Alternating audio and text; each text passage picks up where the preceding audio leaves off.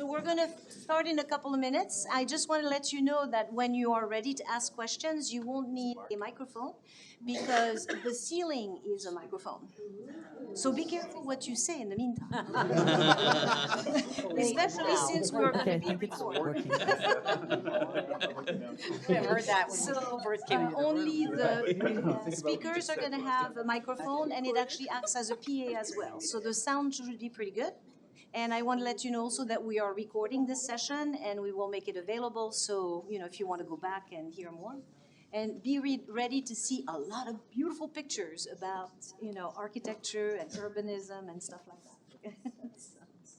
Okay. So hello everyone, and thank you very much. Welcome. Before we start, we'd like to thank our host Capgemini for having Capemini, actually not Capgemini,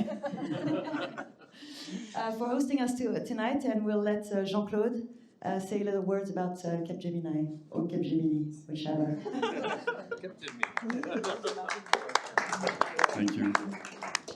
Hi everybody. I'm Jean-Claude. I'm part of the chamber. I'm a board member of the French-American Chamber, and I'm also the head of the West region for Capemini. If you're in Paris, it's Capemini. If you are here, it's Capemini.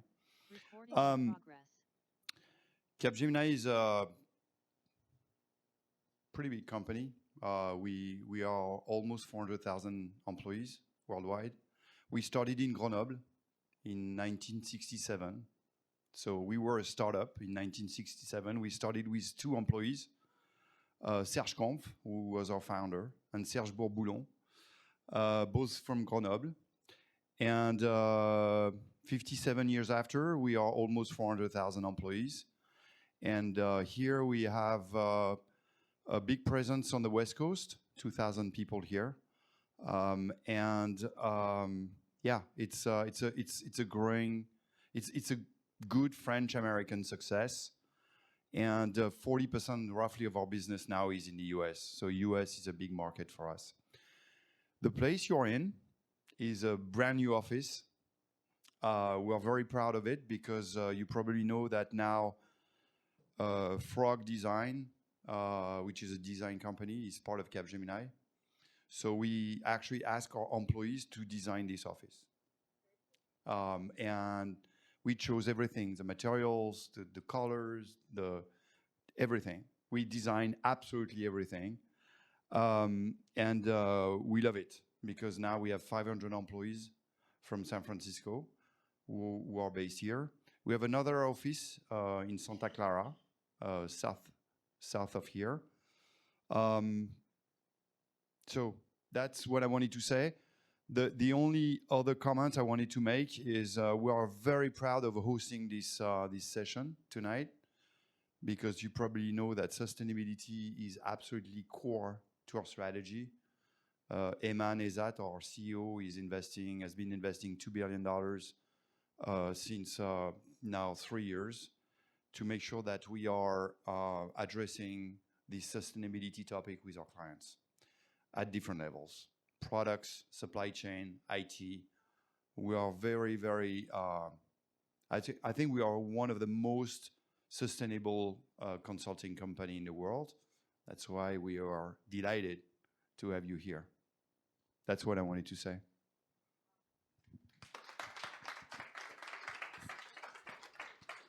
And thanks again for having us tonight. Just before we dig into the presentation from the panelists, I wanted to say a few words about the French-American Chamber of Commerce in California. So we're a non-profit, non-governmental, and member-driven organization. We're part of a network of French chambers worldwide of 120 chambers. So we're basically almost everywhere in 95 countries. And our role, wherever we are, is to help French companies, French entrepreneurs, Francophiles, Francophones, someone with a French connection, help settle, develop, expand, network, whatever we are. We provide corporate services to our companies. And basically, the network worldwide is about 37,000 businesses. So our members have the possibility to unite within committees at the chamber. And one of those committees is the Sustainability Committee. So with people who have sustainability within their core business, or whether it's a passion, but this is what they focus on, and they meet on a very regular basis. And I'm going to let the floor to the chair of our committee, Chloé Soroker, who's going to give just a few words about the committee, and then we'll start the panel. Thank you. Merci beaucoup, Emma. Thank you very much. So yes, the Sustainability Committee has been active actually since 2008. So we've been doing a lot of events. I wanted to quickly introduce the members of the committee. If you can just stand up or raise your hand. The first one would be Ellie. We also have Vanessa. I don't see where Lucy is, but please, Lucy is in the back, and Claude is in the back. And Claude, we opened a Chamber of Commerce, we reopened a Chamber of Commerce in LA, and now our committee is going to be working between here and Los Angeles, and Claude is our co-chair in Los Angeles, and Lucy is co-chair here, and Ellie as well. So first of all, we want to essentially engage members of the Chamber to participate and work with us, about different topics in sustainability. One of the ones that we might do next year is AI and sustainability. How can we, utilize AI to actually help us with climate change issues, and companies, how they can use it to become more sustainable. So that'll be a great presentation next year. So we do discuss, climate change, obviously, although we can't do much about it, but we also recommend strategies and so on. So typically we do 3 to 4 events per year, and this year we'll do in person, 2 in the Bay Area and 1 in LA, and then we would be Zooming in the other city. Okay, so that's the plan that we have for now. So you are most welcome. If you are interested, please contact me or any of the chairs, or definitely Emma. You do have to be a member of the Chamber in order to participate, but you can join at the individual member level. Okay. For this event, let me do this first. Let's see. So down. So today we're going to have this great panel, and I'm going to let actually Charlie introduce it, as he is our moderator for the day. We're very excited that we actually did a partnership with AIASF, which is the body that actually, I guess, certifies architects. And today you can earn course credits, so pay attention. No.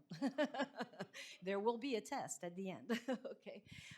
So one of the things I wanted to do also for this beautiful panel is to thank 2 people. Arthur Perez, if you can get up, please. He's from SITELAB, and he's a wonderful architect. And he actually, with Vanessa, Luto, who's from Merci SF, which is a newsletter online, the 2 of them came up with the idea, approached us, and we went with it. So thank you very much. Okay. So, give credit to the ones. So these are our core goals. And strategic goals. Oh, no, that's you. Sorry. So, Charlie, please. No, I'm not going to do that. Sorry, I didn't say. Here, please, Charlie. Great. Thank you, Chloe. Thank you. And thank you to the French-American Chamber of Commerce, because this is a great opportunity to, cross-pollinate in a way that, I didn't even know you guys had a sustainability committee. So I'm hoping to do more of these in the future. Our Committee on the Environment is a similar sustainability committee with the American Institute of Architects, which is the professional organization for architects in the United States. And there are offices throughout the US. There's one here, there's one in Los Angeles, Orange County, all over the place. So, and most of them have committees on the environment. They're like a subgroup as here within the organization. But it's great to be in here. It's great to be in this building and to know that this is a sustainably designed building. I mean, I know that's what we're trying to do in San Francisco. So it's really exciting to see leadership, and Capemini, thank you very much for your leadership in moving this needle forward on the idea of cities, urbanity, and sustainability, which is what today's conversation is going to be all about. So our committee has the same sort of goals around really advancing the architectural profession on this topic about sustainability. And we, sustainability is not just about low energy or carbon. It's about all sorts of things. It's equity, it's community, it's all about what cities are about, access, health, all those things. So we just try to, as a committee, try to disseminate through our programs all the ideas that you can imagine sustainability would have an impact in the architectural design world. And then also we try to step outside of our own kind of design wonky world and do policy. We work on policy at the local, state, and national levels, especially with the national AIA and the California AIA. So that's what we do, and it'd be great to partner with all of you folks moving forward. As Chloe mentioned today, for architects, if you're here, you get credit, towards your AIA certification. And these are just the course descriptions that you don't really need to read through. And the learning objectives. And then here we are. We've got a great panel today for you. I'm Charlie Stott, as Chloe mentioned. I'm a small firm architect here in San Francisco and do work primarily on residential, but have worked for larger firms doing a lot of sustainable work. So I'm excited to be here today with Fougeron. I'll go backwards because this is the order we're going, from right to left. But Blaine Merker is a partner and director of climate action with Gehl Studio, which is a large firm doing urban design work throughout the world. And Ben Grant, likewise with SITELAB Urban Studio, I think you guys do work. Okay, more local work, which is great. And then it's great to have Fougeron on this panel, principal with Fougeron Architecture, because her work is award-winning, stellar urban work that stands out as quality architecture and sustainable architecture within this bigger, larger environment we're going to talk about today. So I think with that, I'm going to hand it over to Blaine, who's going to do a first 10-minute presentation. Each of the panelists will do a 10-minute presentation. Then we'll get into a 20-minute Q&A, and then we'll open up to questions from both the local audience, and apparently there's an audience abroad, so online. So I'll hand it off to Blaine. Charlie.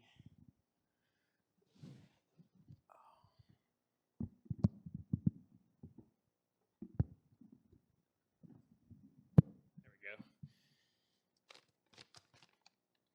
All right.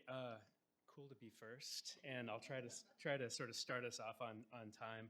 I think one of the things I'm realizing is as designers, we always want to say and show too much. So in an effort to kind of get to the conversation, I may kind of skip over some slides quickly, but we'll have chances in the conversation to really double click on some of these things. My name is Blaine Merker. I am a partner with Gehl. We are a Copenhagen-based firm. I joined the company in 2014 to start the US office here in San Francisco. And it's been a real joy and a challenge to sort of localize a Nordic tradition of design in the US. And so I think this multicultural forum is really great. At the core of our practice at Gehl, we're concerned with something that we call public life. And I think all of us in this room probably talk and work in public life quite a bit. My definition is it's what we create as a collective of people when we live outside of our homes, workplaces, and cars.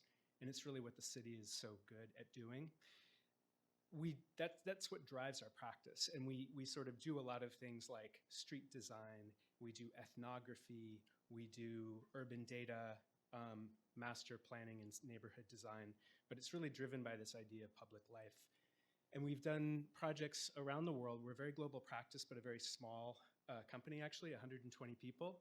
We speak many languages, about 25 nationalities, and we've worked on thousands of projects in about 250 cities around the world. I think one of the things that really excites me is using that to sort of pollinate the best ideas to different cities, because we're all kind of working on similar problems in different cultural contexts. I thought I'd take this opportunity of going first to kind of do some climate framing, like how are cities engines of climate action? Because that is my role as head of climate action at Gehl. I'm trying to hold us to account and make sure that our projects are having an impact. And the reality is that over the last few decades, we've had some great work in architecture squeezing efficiency out of buildings and really making buildings sustainable. This is one of them, and that is great. But sustainable buildings collected together don't necessarily make a sustainable city. And the next gains are going to be about what happens between the buildings. And so as Gehl, of course, we're concerned with that. And that's, when we see where the world is headed, where the urbanizing world is headed, and it's actually not great in terms of the dream of urbanism. It's a very late 20th century ideal still of sort of mechanized, separated land uses. So if I'm gonna just kind of dive into like a little mini, nerdy exercise here about climate in cities, if you'll let me. This graph is not good. This is the percent change in the area of urban population. The population is still growing. We're still becoming more urban, but it's slowing. And the percent change of urbanized land area is going up. What that means is cities are sprawling more now than they ever have. And that's a problem. It's a problem because sprawl essentially drives emissions in 5 main ways. And I was gonna talk about each one of these, but I don't actually think I will. I'll just kind of mention them. The first is obviously transportation, dependency on cars, high energy transportation. That's probably pretty clear. Second is in the embodied carbon of the infrastructure itself that connects everything, the roadways, the pipes, the asphalt. We just use more of it when things are spread out. Third is the energy use of buildings. If you think about a building, any building is sort of a six-sided box, and things that are stacked up together have 2 fewer sides. They're just more energy efficient. Single-family homes are the most inefficient buildings we have, and residential apartments over 5 units are the most efficient. Interestingly, food waste goes up with sprawl. I'll let you think about the behavioral implications, why that is. And of course, we lose carbon sinks, right? As soon as the city sprawls, there's also a leading edge of agriculture and deforestation that comes out from that. So we've actually been collecting a lot of data on how this happens and what the relationships are, but I think we're more or less on the same page, right? This is why we're here, is to talk about how we can actually invest in the alternative. Because if we don't, business as usual means we're going to lose a tremendous amount of land to urbanization. The good news is a lot of the design that we collectively work in, urban infill, is about twice as impactful as the next 3 decarbonization strategies you can have, according to the Cool Climate Network at UC Berkeley. And this kind of holds across the world, actually. We've looked at different regions, different parts of the world. They all see reductions from a more dense, walkable, transit-oriented environment. And what could we win if we follow this path? We would have to build 5,000 fewer onshore wind turbines. We'd have to build fewer solar facilities. We could make 450 fewer EVs that also have an impact. Imagine the fewer permitting battles we could have. So I want to sort of, wrap this portion by saying that land use and transportation are the ingredients, but urban design is the catalyst. It's what makes transportation and land use work as a strategy. And I want to just talk a little bit about how we do this at Gehl in terms of the urban design. It's really about a human scale infrastructure. And I'll start just a quick note on Shanghai. We've been working with the city of Shanghai for over a decade now. And just by adding paths to connect 5 million people to the river within 15 minutes, we've made the city way more walkable. And I think that's something about investing in the cities we have, that we don't need to build new cities with connections to rivers. We have one. And it's a very small investment to be able to make that connection in a city like Shanghai. I worked on this project in Buenos Aires several years ago. This is Barrio 31, Neighborhood 31. It is what's called a slum or an informal settlement, people also say. It's a fascinating, hand-built, citizen-made neighborhood. Very cool, very dangerous, very isolated from the rest of the city. And I think you could look at this and say there were a lot of things wrong with it, a lot of injustice about the kind of conditions that create this environment, and yet incredible public life, incredible economic activity happening. And so we really studied this and tried to understand, what's happening economically that's really good in this place, the way that entrepreneurs are able to build their own buildings. But of course, it has to be safe. Now, one response to this is what Mexico has done, which is to build a bunch of safe, clean neighborhoods out on the periphery. We said, or I should say the Buenos Aires government said, actually, we're going to invest in the neighborhood. We're going to make this neighborhood safe. We're going to upgrade every unit to be seismically sound, safe, fire exits, health code, and then we're going to build a network of public spaces within it. And so this is about formalizing an informal settlement and stitching in housing. And I think this is a climate strategy, right? How much embodied carbon would it have taken to rebuild this great city somewhere else? Back home in Carmel, Indiana, a suburb of Indianapolis, Republican Mayor Jim Brainerd, someone that we worked with for several years, turns out he's a bike enthusiast, and he wanted to redevelop downtown Carmel around biking. And so we designed this massive bike spine called the Monon Trail through downtown Carmel, Indiana. And since the construction of this, I'm going to see if I can get the stats here. The city has catalyzed, through $23 million of public investment, $170 million of private redevelopment along this bike corridor. 70% now say they exercise more because of this. This isn't just transit-oriented development, it's bike-oriented development. It's very cool. And I think really a great way of thinking about how you can kind of bring this kind of like biking to places that a lot of urbanists don't maybe think about, like the sort of red suburbs of Indiana. And then finally, I'll just wrap on, the shopping mall. And I'm sure others will talk about this, but we've been really working on how to retrofit the mall. And, they were the original leading edge of urbanism 50, 60 years ago. This is Hillsdale down in San Mateo that we're working on. I'm just going to kind of flash through these so you get the idea. But, it's about creating a new grid, a new human scale, creating 15-minute neighborhoods that can serve all needs. This is another project we're working on down in Santa Ana in Orange County. And you get I'm sort of mixing these up. We're going back to Northern California here, but you get the sense of this kind of fine grain. How do you surgically bring back this fine grain in human scale and really build around a public realm network? So just wrap and turn it over to my next colleague here, but I want to say that climate-aligned cities are not places of scarcity. This climate strategy is not about giving things up. It's about abundance. It's about giving us more of what we want and need. There's more health and well-being. Urban design alone gets you the 225 minutes a day that WHO says you need for exercise just through design. You get more equity and access. A car-oriented city is not equitable. It just isn't. It's 3/4 of your paycheck goes to your car if you make minimum wage. Downtowns pay for the rest of the city. There's a premium on walkable developments. People who walk and bike tend to spend more per trip. So there's this kind of pyramid scheme with non-climate aligned cities that I think we need to come to terms with economically. And I'll pause it there and pass the mic to Ben Grant. Thanks.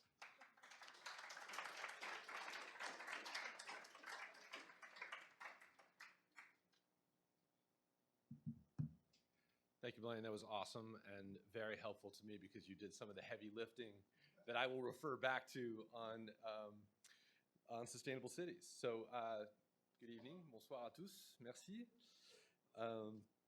My name is Ben Grant. I'm an urban designer and planner at SITELAB Urban Studio.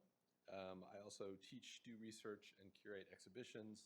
And before SITELAB, I spent over a decade at SPUR, our local urban policy think tank, where I served as Urban Design Policy Director.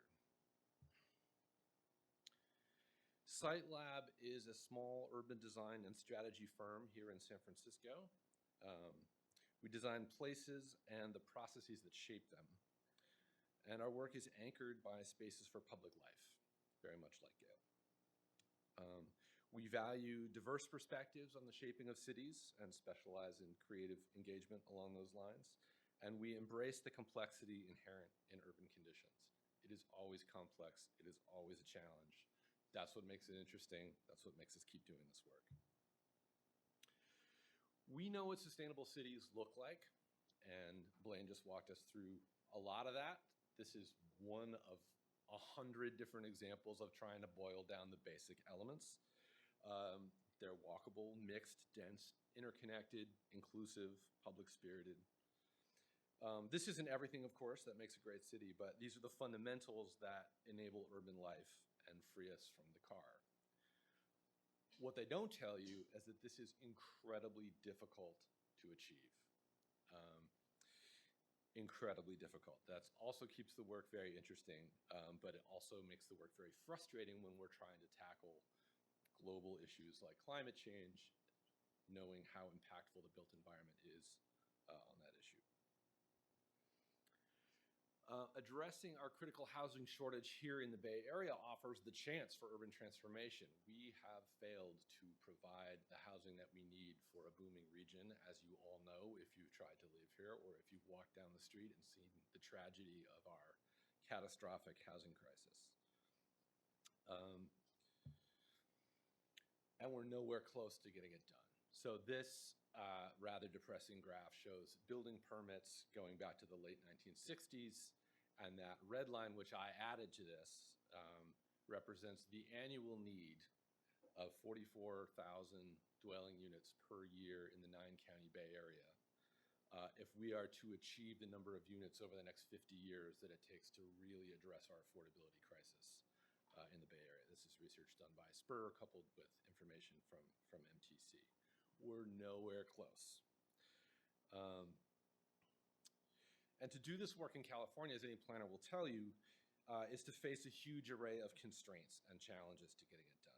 And I'm going to talk about a few of the big ones through some of SITELAB's projects, introducing you to some of our work that typify some of the challenges that are keeping us from getting this done. First and foremost, we have made it complicated, difficult, and expensive to build in the urban core. Although the greenest city is the one you've already built, it is also the hardest place to add anything. And any of you who follow San Francisco development politics are well aware that it is a blood sport. These are stats from a very scathing report from the state of California about the approval process in San Francisco. Over 500 days just to get a project entitled, and then over 600 days after the project is entitled to get a building permit. Much, much worse than even the second best city in California. A lot of these constraints come to us with the best of intentions. We have long, uncertain, open processes of environmental review, discretionary review of almost every decision, appeals. We demand a huge variety of community benefits from every development project that are negotiated case by case. Affordable housing, sustainability, labor standards, impact fees for transportation, open space, community facilities. And all these are good things, right? These are consensus values in this city, but they add up. They make housing very expensive, very slow, and limit what we can produce. And city centers face huge challenges just to survive right now, let alone progress. I never thought I would live through a period that in many ways is comparable to the late 1970s, the great decline of the American city. But cities are really struggling right now. One of those challenges is climate change that every populated area is going to have to grapple with. This is the Embarcadero today, not today, but recently, contemporary, with the bay water lapping onto the Embarcadero promenade. So this is not a someday problem. We're already facing this problem. So we ask ourselves, how can these big challenges and big changes create big opportunities to create the kind of cities we want to protect the cities that we already have? So SITELAB has been working with the Port of San Francisco on the Waterfront Resilience Program. It looks at 7.5 miles of San Francisco's bay shore, analyzes the hazards over the long term, which are quite terrifying. This does show fairly long-term and fairly extreme climate impacts, but this is what we are thinking about and preparing for with the Army Corps of Engineers and the Port of San Francisco. And you'll notice that the places where the flooding was the most severe are the places that used to be underwater, that we filled in order to build the city. Those are the first places to flood. And we see the array of basic adaptation strategies presented down below.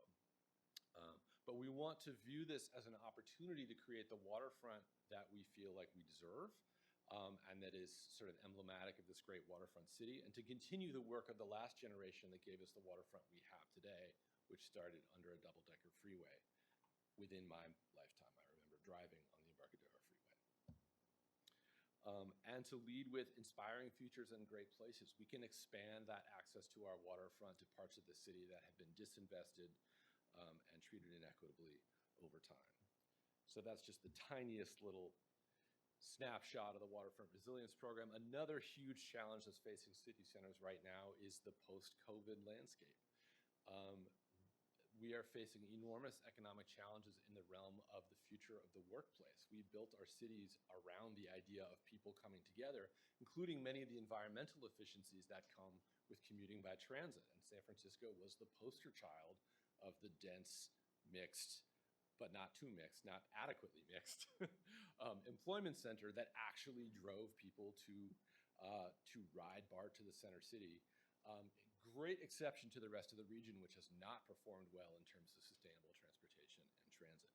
So what do we do about that?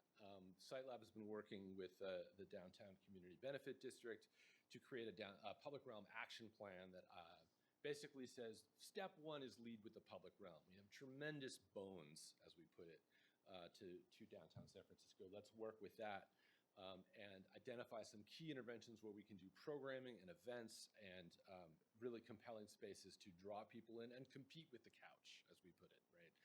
Because if COVID taught us one thing, it was proof of concept that you can work without going to work.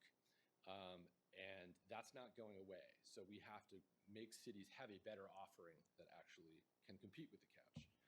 So here you have some imagery, both renderings of some of the interventions that are proposed in the Public Realm Action Plan, and then also on the ground. This is the landing at Leidesdorf, reinterprets the history of this as a waterfront site, although it's now many blocks from the coastline.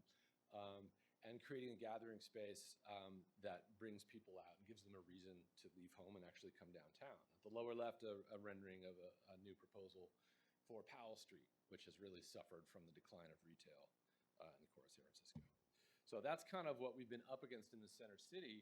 Another category of intervention and project and challenge that we face, that Blaine referenced, is that for 75 years we built for cars, not for people. And this is the Stonestown Galleria on the west side of San Francisco. And in contrast to the kind of the typical idea of the dead mall, this is actually a thriving mall. And like many primarily residential areas, it actually benefited from people staying home and not going to work.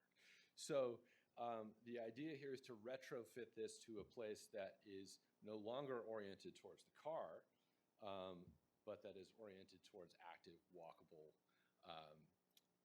life, mixing work, shopping, and residential. 3,500 units of residential, 3,500 units of residential, 6 acres of new open space.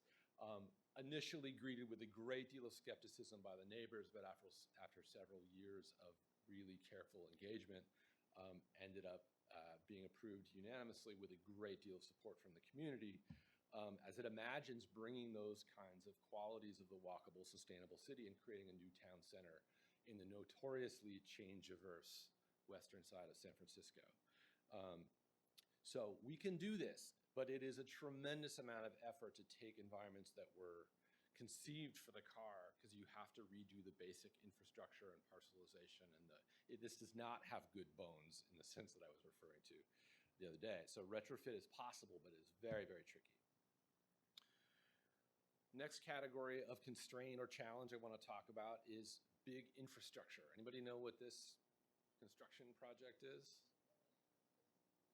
Yes, I know why he does. California high-speed rail, which is under construction. Many people don't realize that it is being built right now. We keep hearing about the budget overruns and the delays and the politics, but in fact, it is happening. But we have not been very good in California and in the United States of coupling major investments in infrastructure with good places and having them be physically and functionally integrated. And to their credit, the California High-Speed Rail Authority is trying to get this right. We are in the process of working on a set of station area plans up and down the initial operating segment in the Central Valley, which, by the way, is not a train to nowhere because there are lots of people there. And it's a real investment in equitable economic development in a part of the state that has really been underinvested for a very long time. And during this phase, there's a tremendous amount of investment in the San Francisco Bay Area and in the Los Angeles region to make them ready for the next phase that will connect San Francisco to Los Angeles in less than 3 hours. But we are working on station designs in 4 stations in the Central Valley, Merced, Fresno, Kings Tulare, and Bakersfield. And importantly, thinking not just about stations, but about station areas. How do you knit these stations and these huge pieces of infrastructure into existing communities in ways that are seamless and walkable and support new transit-oriented economic development in these disinvested cities in a way that the land use and the transportation are mutually supportive.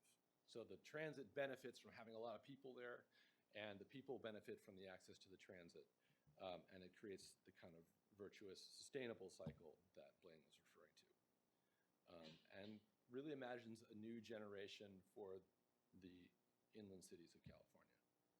And the last and most controversial one I want to talk about, urban places are scarce, exclusive, and constrained. This shows the urbanized footprint of the Bay Area in 1930 and 1990, and if I had a lot of time on my hands, I would make a more recent one, but this is the data I had handy. But essentially, we stopped building places for people in about 1930. Until that time, we were building with the assumption that most people did not have their own car. So even if you were commuting into downtown, you were walking to a streetcar, you were taking that streetcar to the pier and a ferry across in huge numbers in the Bay Area. We forget this. We took those streetcars out. But those areas are the ones that are designed for walking. The areas that were built since that time were overwhelmingly built around the automobile. And as a result, as our population has grown, people want to be in those walkable, sustainable, sociable spaces, and they're very, very scarce. And so they get bid up, they get very expensive, they get gentrified, they result in displacement. And so it begs the question, have we built the last city in California? And one thing that SITELAB has been working on is, as you've no doubt heard about, is the new city proposed from the ground up in Solano County. And I'm of that generation of planners that took up this work to protect the environment by fighting sprawl and growing only through infill. So this really hits me right between the eyes. I'm going to wrap up here in about 1 minute. But despite 30 years of effort, we are falling short. So is greenfield development ever okay from a sustainability point of view, from a social point of view, from an equity point of view? If it's on land that is neither agriculturally nor ecologically sensitive, if it has clear edges that permanently protect the nearby land that is sensitive, if it's designed in every detail to minimize car use and support walkable and sociable communities, if it's designed not around a utopian fantasy of the new city or the smart city, but on the basic time-tested lessons of cities that work. If building from scratch allows us to get things right, and to do it more affordably so that city life is an available option and not a luxury good. I don't know, but it seems to me to be worth a try. Thank you.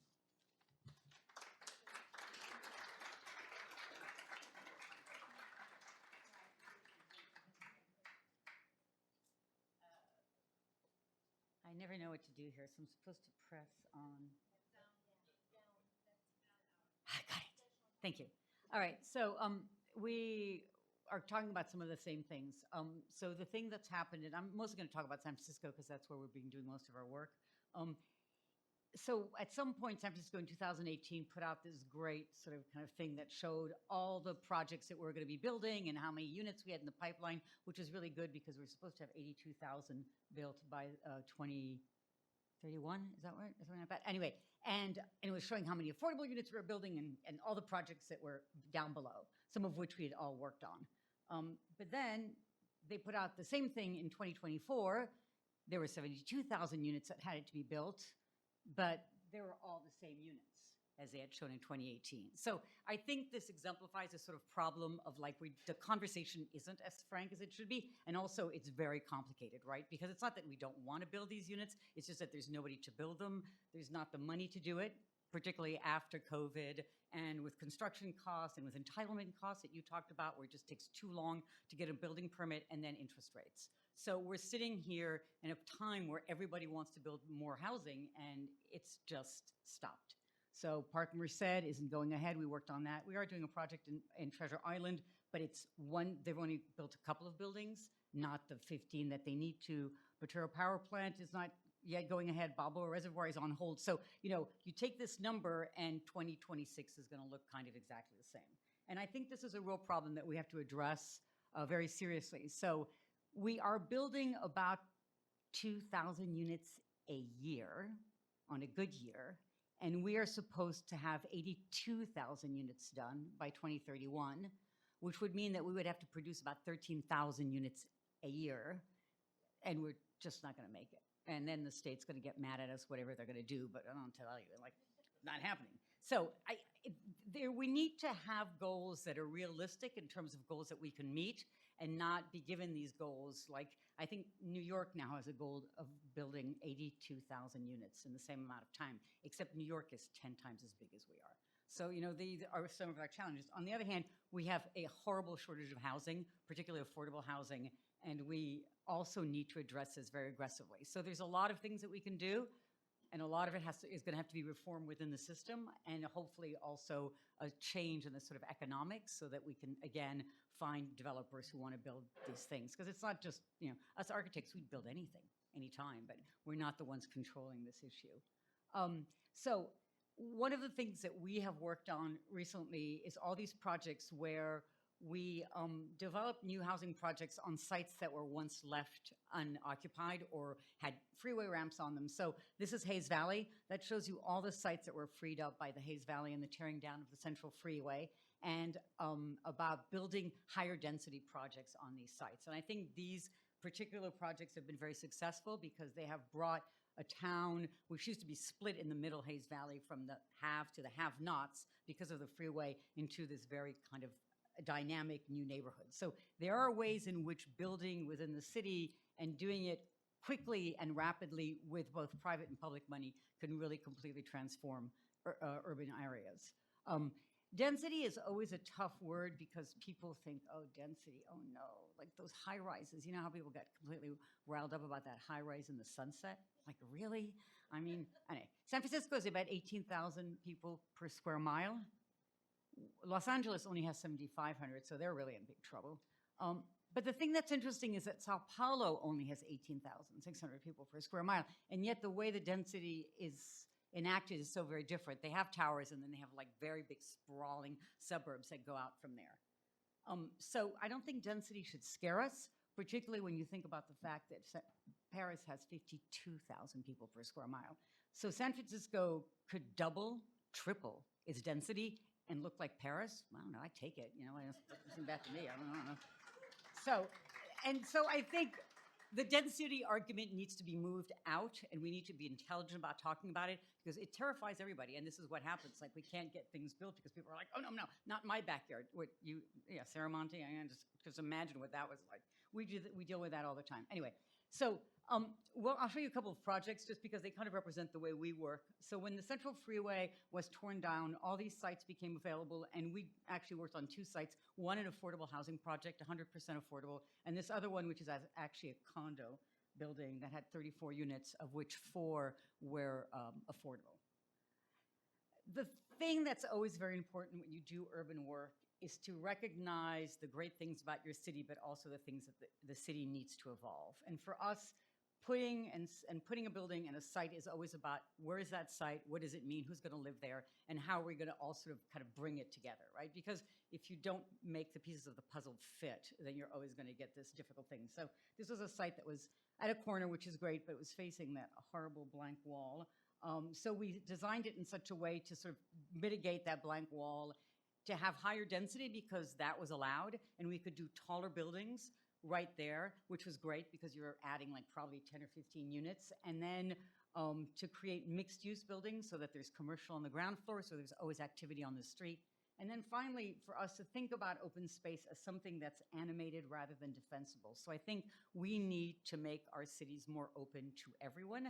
And I think we need to get away from these, urban walls where you're here and you're the pedestrian and you're not really allowed to do anything or participate in anything, and then you're the very happy resident who could spend all that money on your site, and then you get all those privileges. And I think we need to be able to deal with that porosity, which I think is some of the things that you were talking about with Gehl and stuff like that. So this project shows this. We interconnect outdoor spaces. We try to create connections of the buildings not only on the street but in the backyards, and then we try to create buildings that have a sort of dynamic relationship in the street so that they speak to people who are walking, and they also are they're a good presence. They're a good neighbor. They help to sort of kind of complete the picture.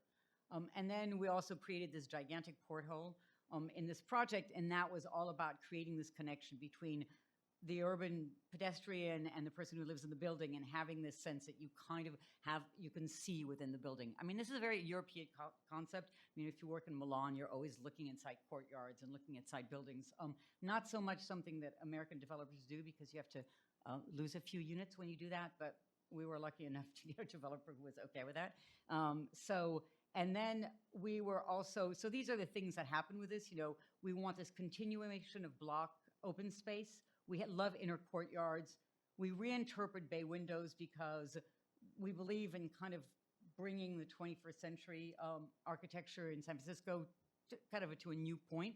And then we also really want to emphasize the pedestrian and a bicycle-oriented living room. So those are all included. So that's the kind of way we modeled and wove the building, so it has a kind of presence in the street.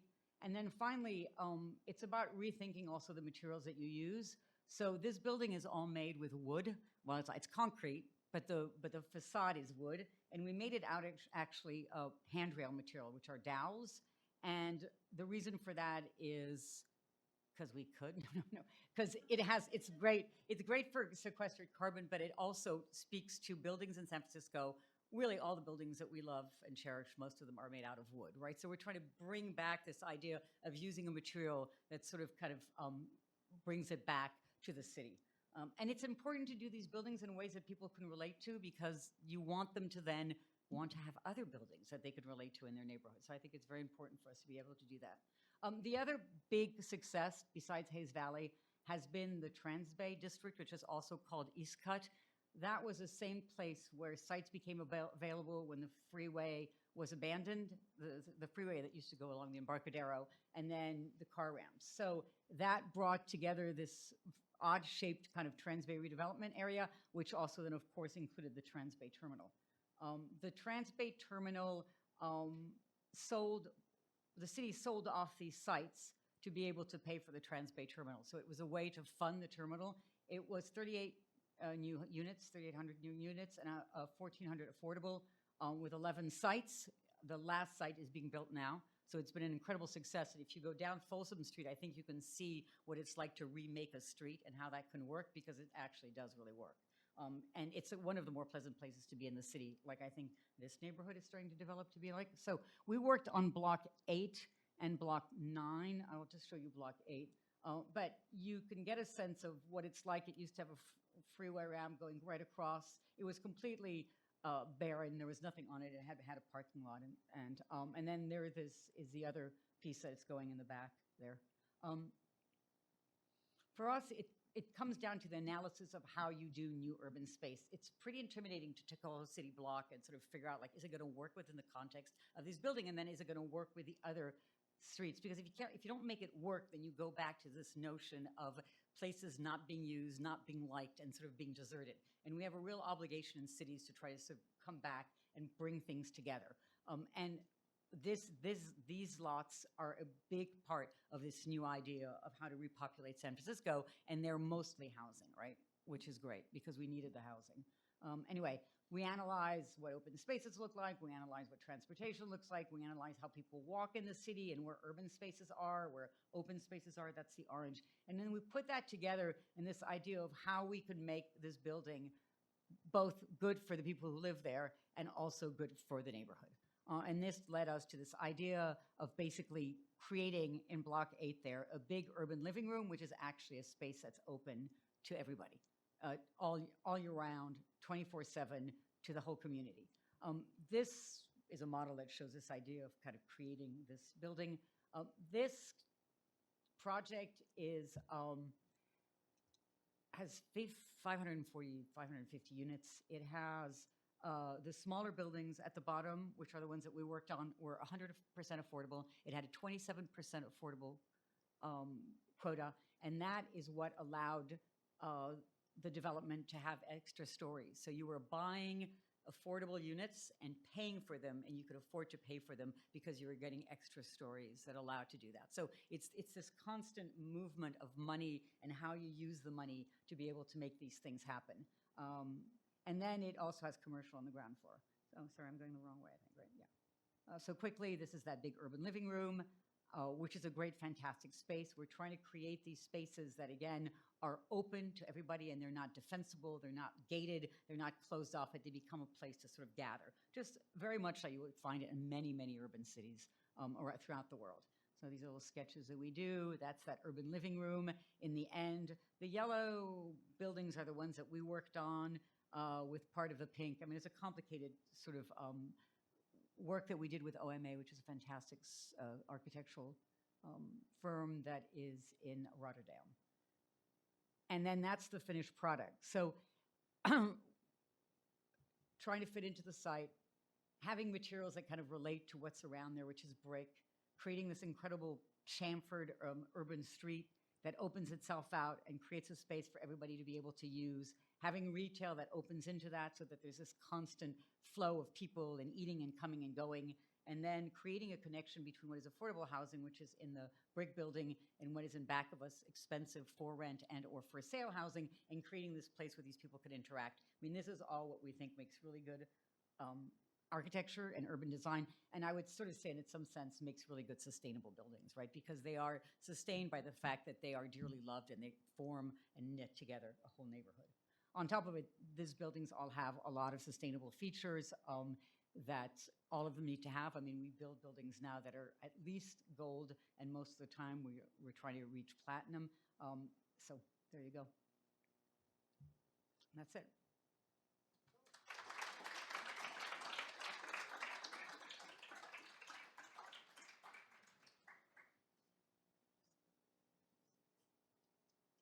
I think we're all sitting up here.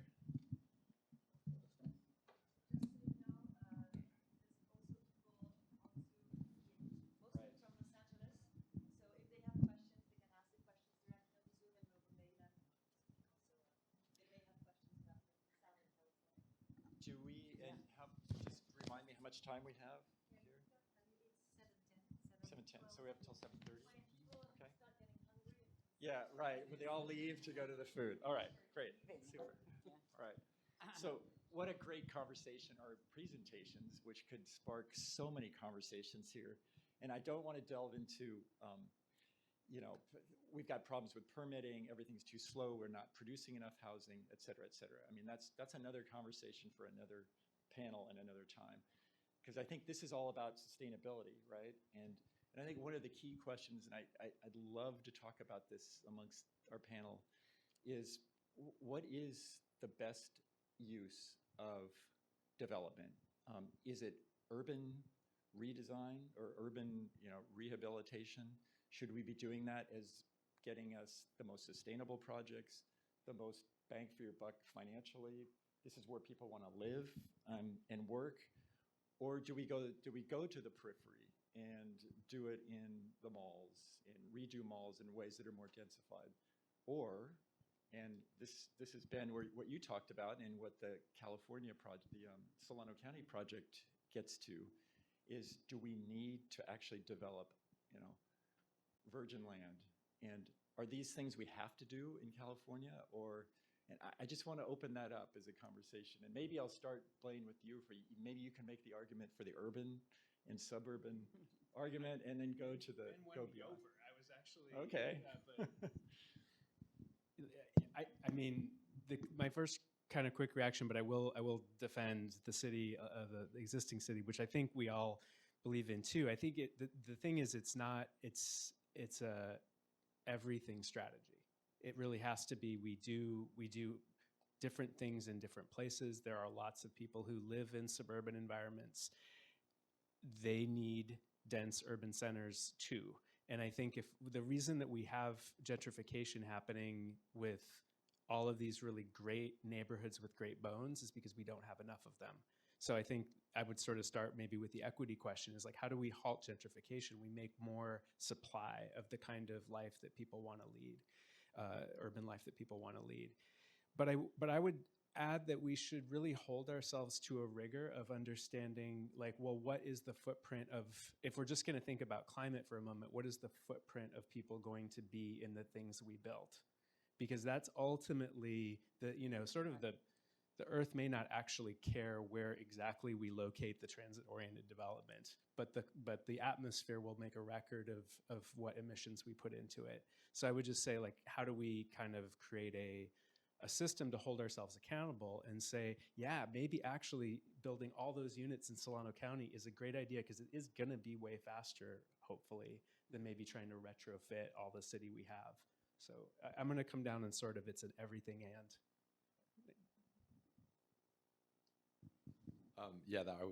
You said exactly what I was going to say, which is, yes, we should do those things. When we should do all those things, and we should do them well. And I think you said we have to hold ourselves to a very high standard. I think that's very true, especially to the degree that we're cutting against conventional wisdom and trying something like the new city in Solano County. I think the ideas there are very exciting, but it's scary to me, because we really have to get it right.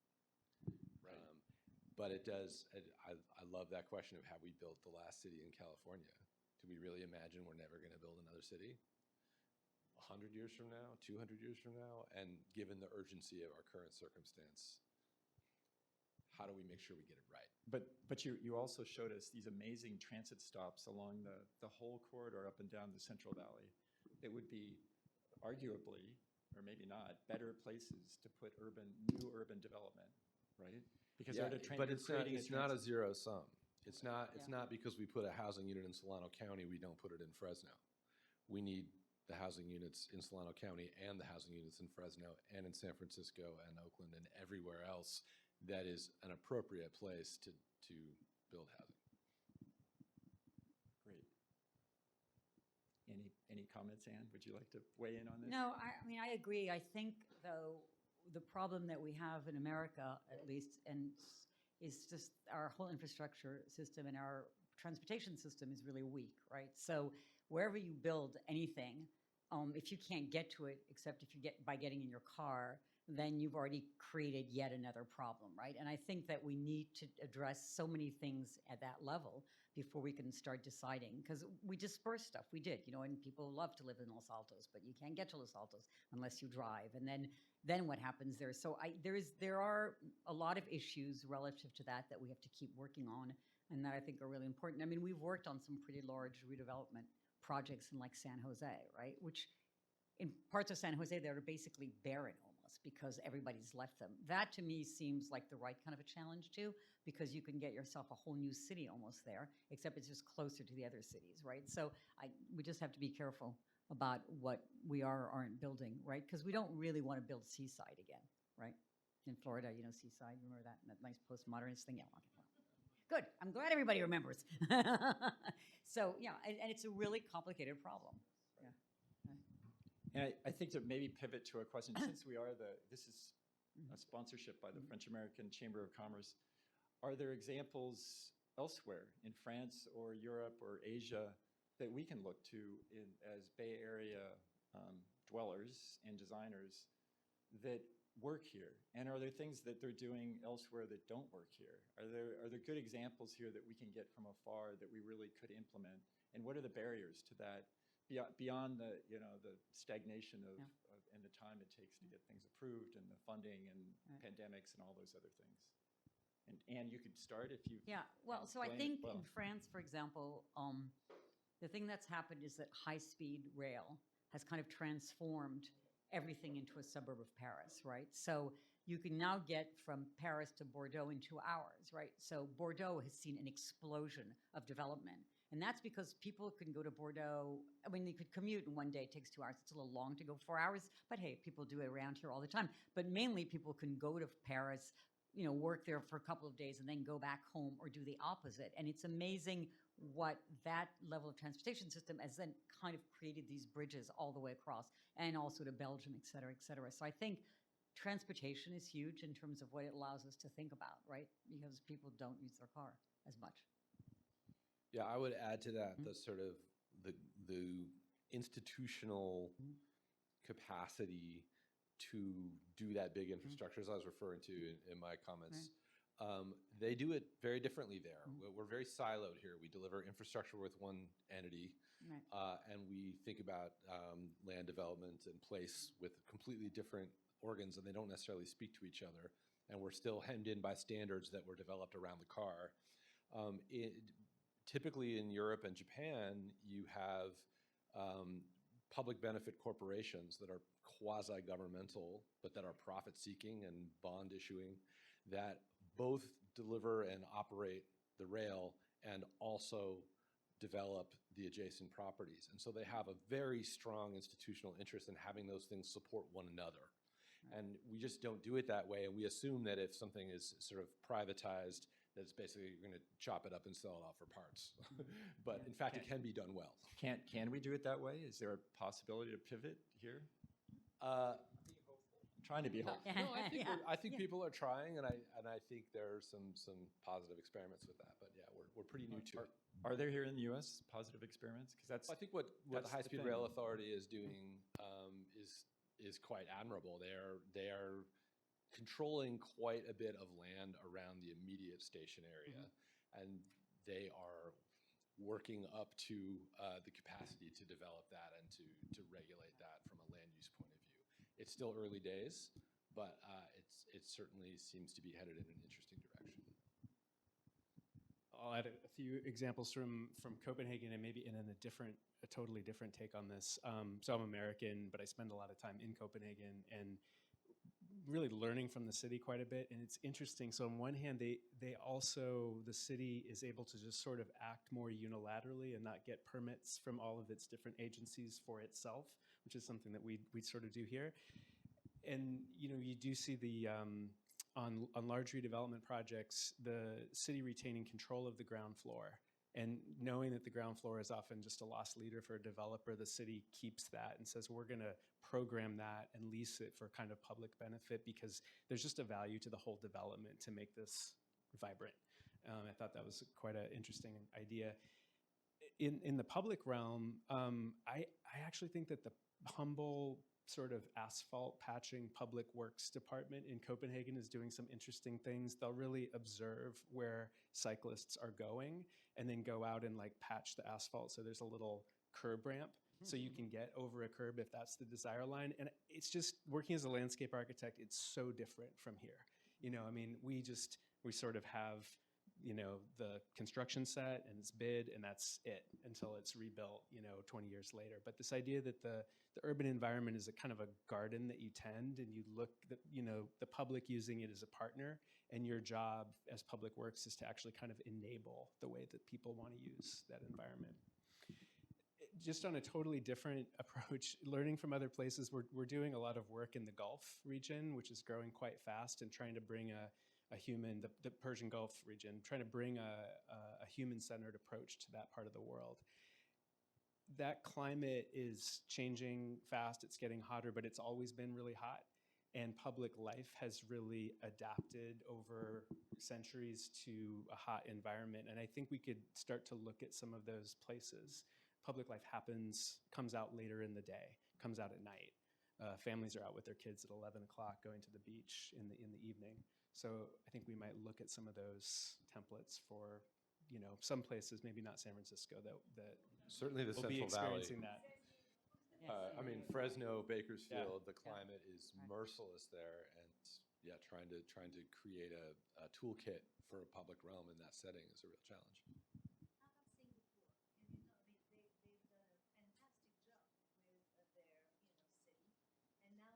Converting the main harbor, they've moved the harbor, and they're starting an enormous development there.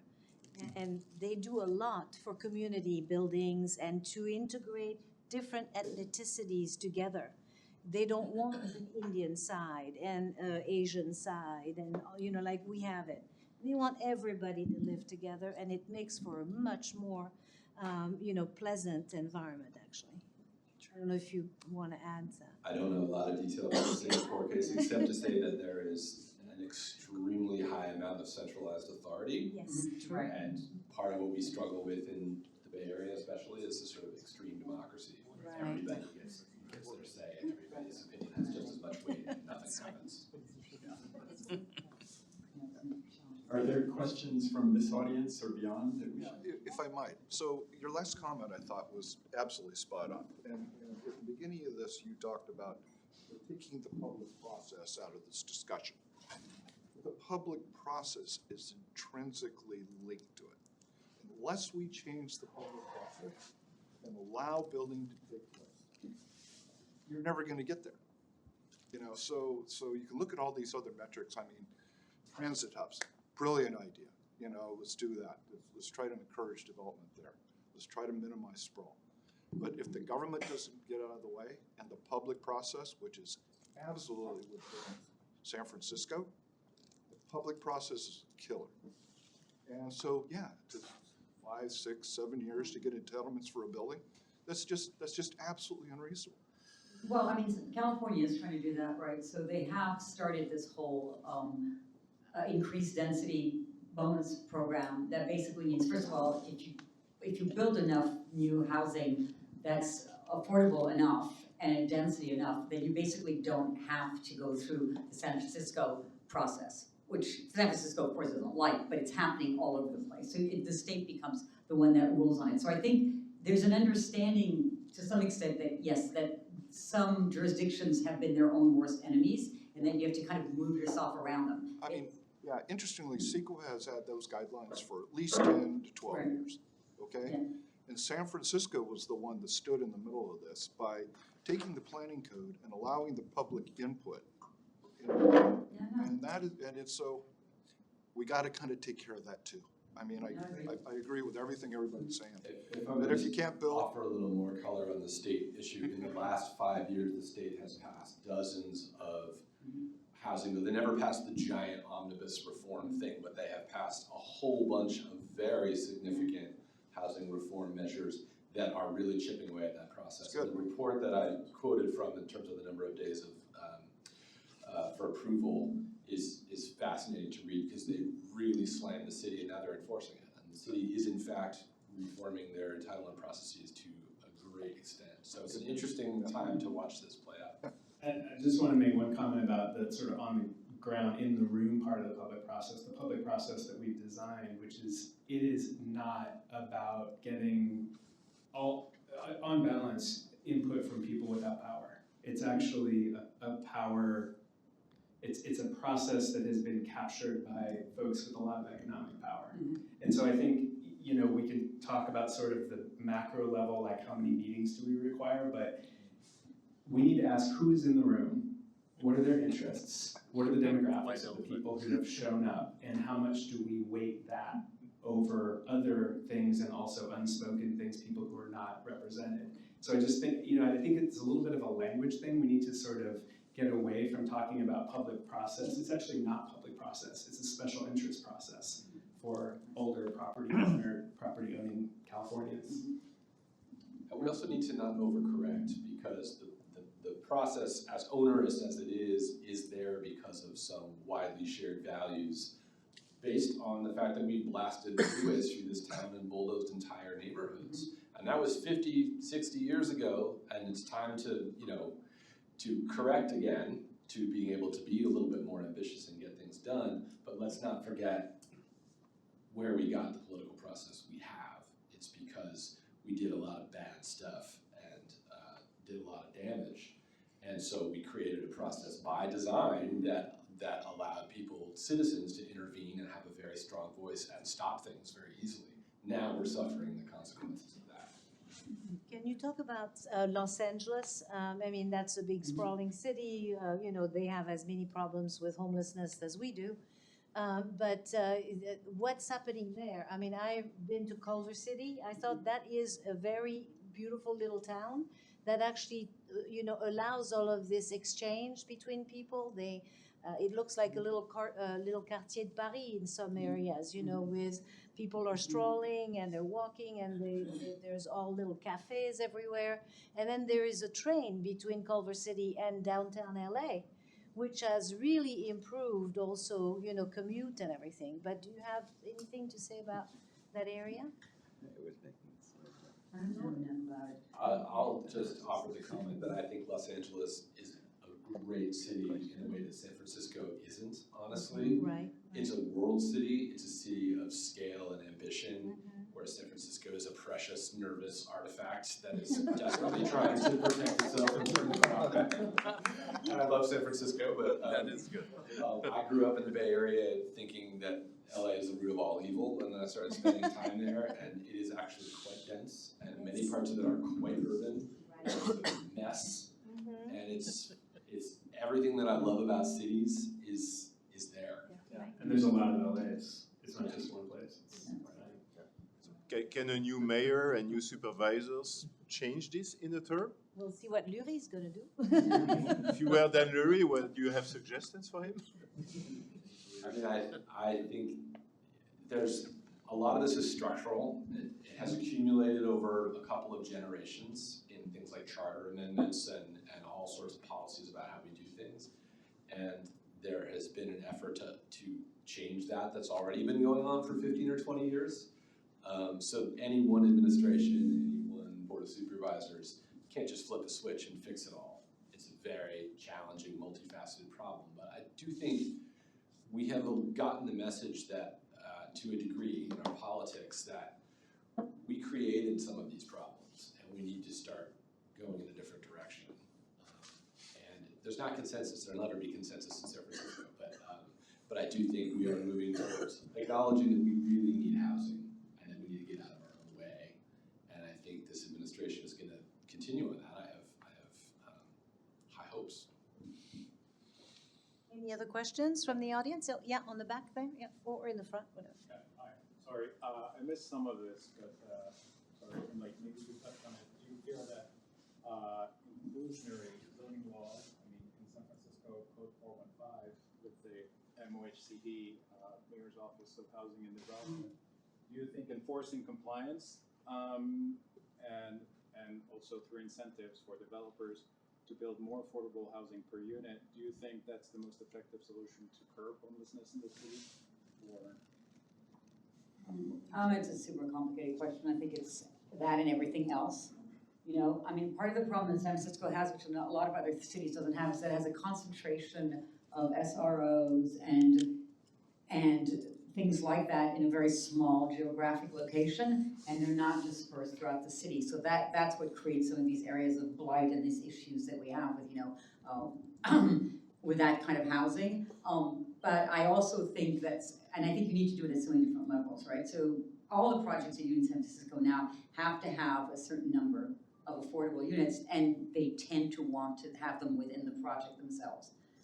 It's not like that in Treasure Island. Some of them are purely only affordable units, and I think you need all of that. I mean, it's like there's not a one-stop solution, right? I mean, we have to, and some housing needs a lot more support. Some other housing doesn't need nearly as much support. You know, some housing is extremely cheap. Some other housing is more mitigated. So I think you have to have a very kind of elaborate and pretty fluid system that you have to do, that you have to work on. But I do think that, for example, in the project we worked on, which is the Avery, which is basically a rental and condo project. I mean, the mixture of people and the different levels of, and at different levels has been incredibly successful. And has in some ways shaped the way that people in the tower who have a lot of money think about what the affordable can be like, and the same thing with the affordable. So I think that that is the right way. That's the kind of city you want, right? You don't want a city that ghettoizes people in a sort of cheap part of town, and or just has, you know, in a very expensive part of town, right? So I think we have to keep working on that. It's not easy though. Question. Oh yeah, I wanted to ask everyone what your idea is, how we can do a paradigm shift, getting people out of their cars. We've had so many little projects, especially in the pandemic, where we closed streets, and I thought it was wonderful. Like Stockton, when the Uni Tunnel got built, Latham Square in Oakland, all that, Mill Valley, you know, all that is given back to the car.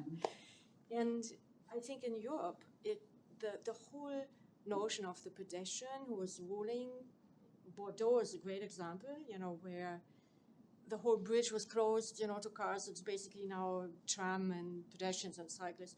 They made big moves, and the result is amazing in terms of pedestrian friendliness. And what do you think we can do in a dense? It doesn't have to be everywhere, obviously, right? In a dense area, to get to that point, to first convince people of the quality of that space, and how can we support everything else? How can we, you know, invest more in public transit? Where does the money come from? How does that all goes together? But I don't really see like an overall big move, how we can get there. I just want to get your... It's a complicated question. Your question a little bit, because it was... The question is how do you crack the code in America of people's car brain and get them to like open the other door and see what it's like. You can summarize in one sentence, right? I just said like. Well, because I've been wrestling with this my entire career. It's not solved, and I feel like I'm in my late 40s, and I don't know if I'm making headway, but I think so. How to tackle this?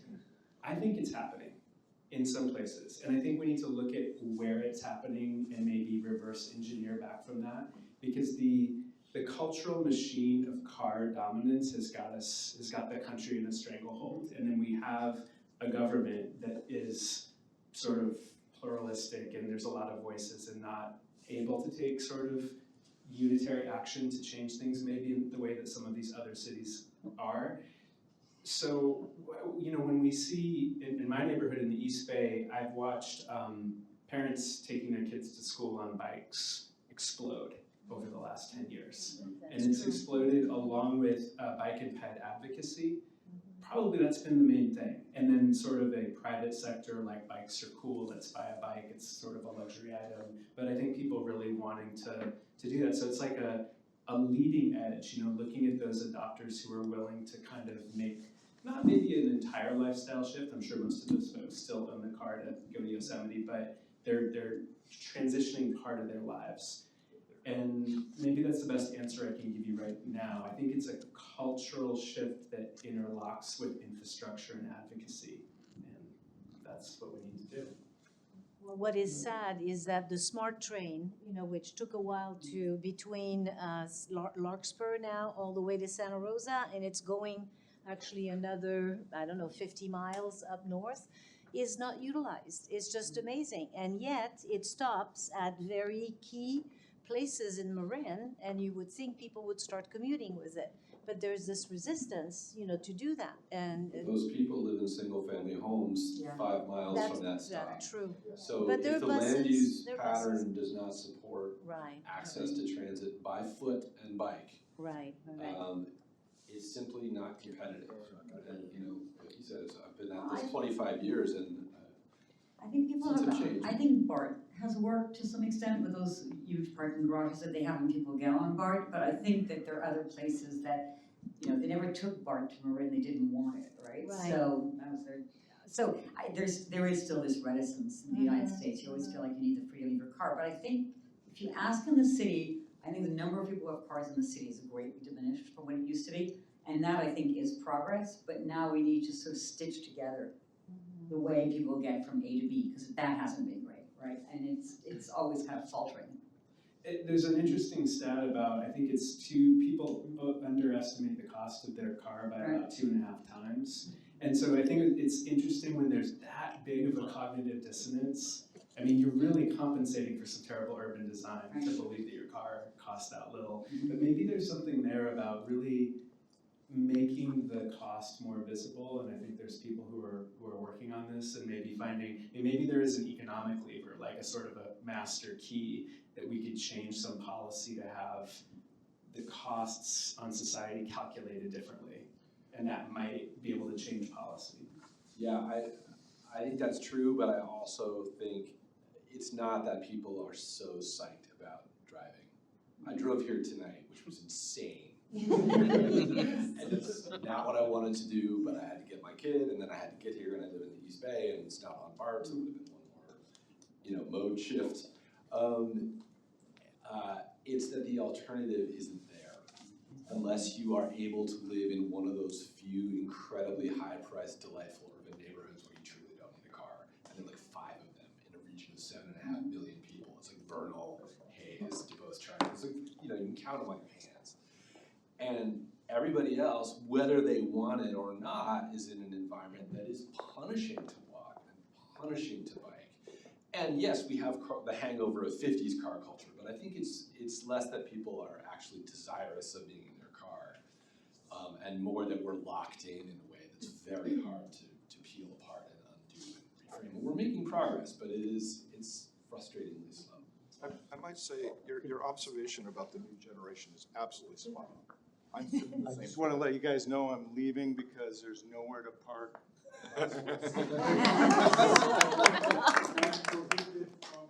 Having it in the lobby, holding bicycles. Oh, I have the same issue. Yeah. That's terrible. It's about sustainability. You should take it up with the building. The planning code says this building must have parking inside. That's true. They're not allowed. So we will probably allow one more question, and then because it's getting late, you can speak with the panelists, during the cocktail hour. Right? If I can because I think Okay. an interesting dynamic is happening is A little louder. people no longer think of cars as a possession. It's now becoming much more like an appliance. It's something that's necessary. They're not invested in it like they used to be in the past. I think that's really positive. Because if there's going to be any transition out of cars, if you can separate that. She had a question. I was just going to add to that, but because in Singapore, Yes. I lived there for 3 years. I was one of the 5% of the population that actually bought a car, Right. embarrassingly. I gave it up because the allowable registration process was up in a couple of years, and I sold it just somewhere in South Africa, maybe.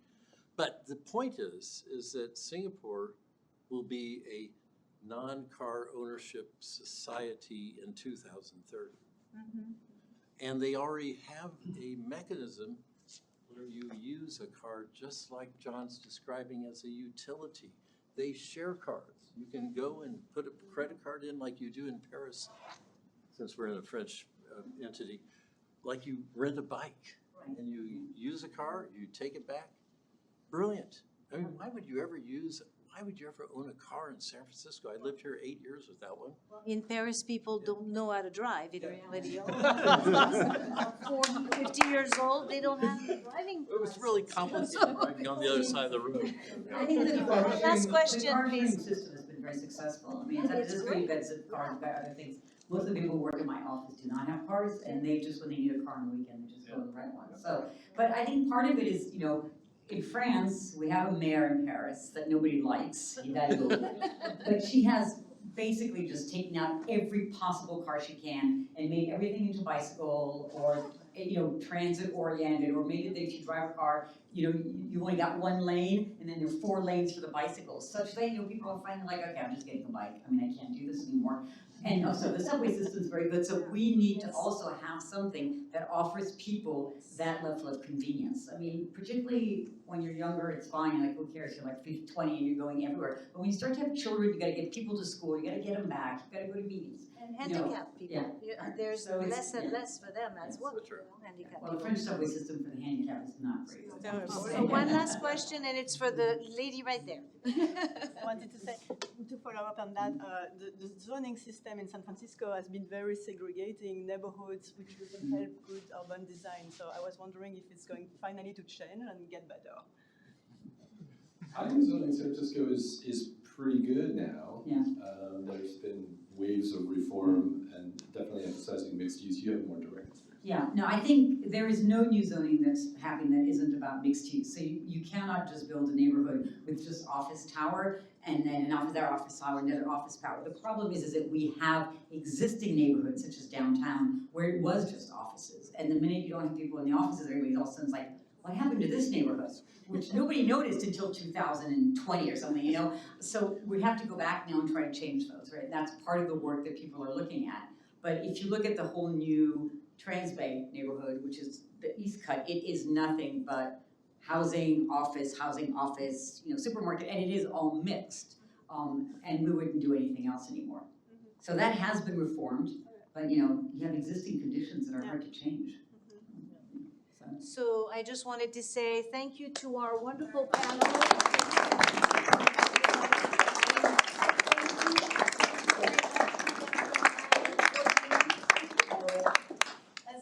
As a good French chamber, we have some charcuterie, some cheese, some wine waiting for you on the side, just on the left. You can find last one. Oui, ça s'est bien passé à Redevelopment agency has a legacy of sins, but it was an entity that could get big.